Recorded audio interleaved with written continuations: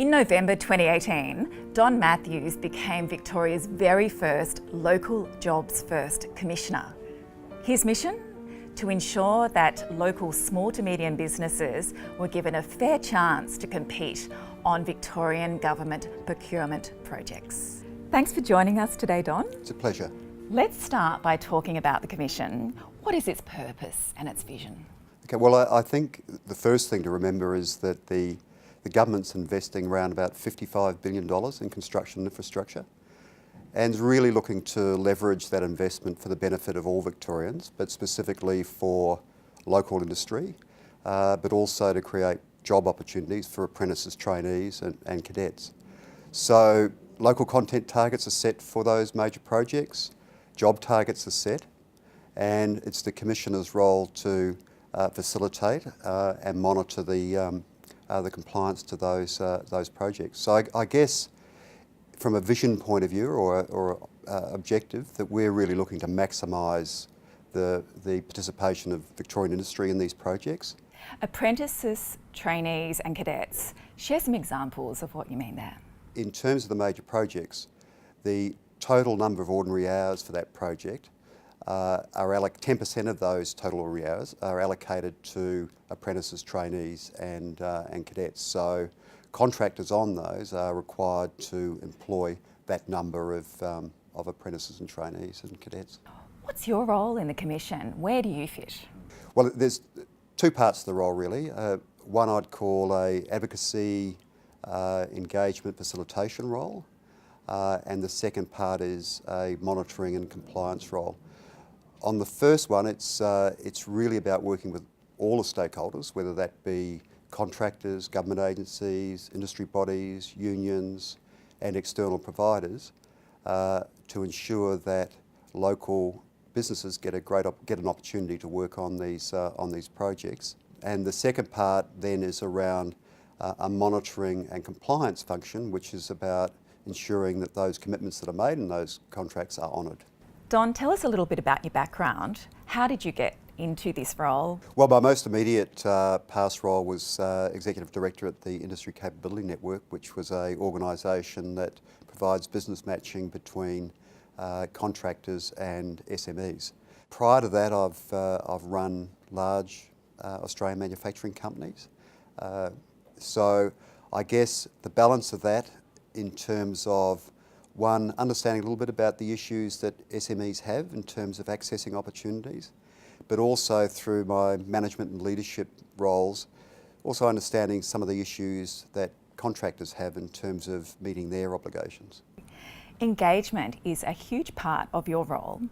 So what are the common themes or issues that you've identified in your interactions? Ironically, supply is an issue. There is a lot of work going on in Victoria at the moment in terms of that investment that's happening, and that's placing a lot of pressure in the marketplace for supply.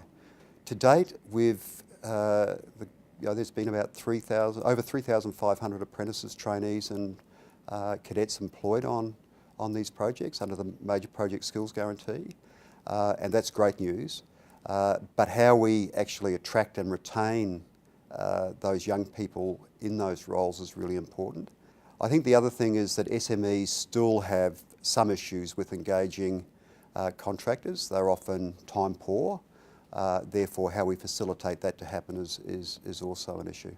Having said all that though, I'm with all the stakeholders that I've dealt with, they all understand what the government's trying to do here and actively are supportive of that objective. So that's good news. So it's a good base to start with. How do you monitor and enforce compliance, and why is it such a big deal?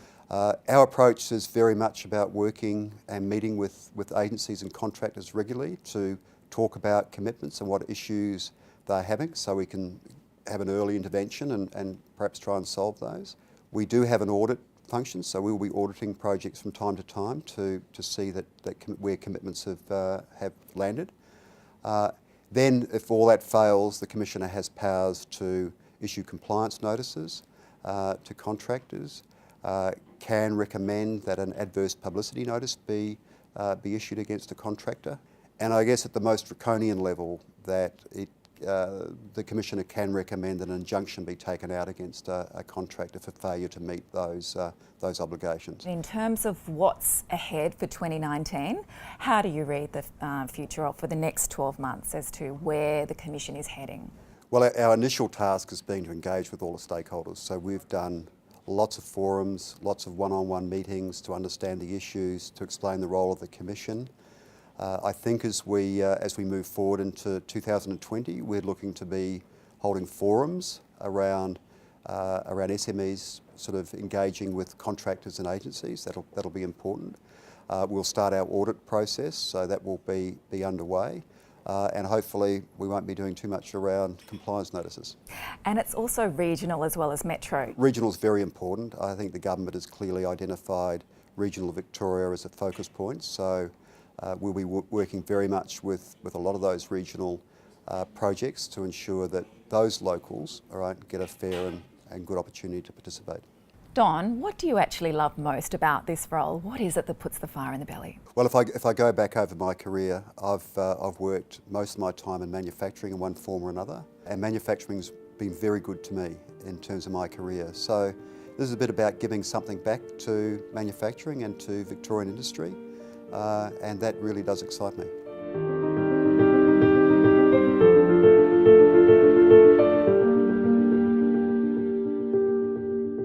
Authorised by Victorian Government, 1 Treasury Place, Melbourne.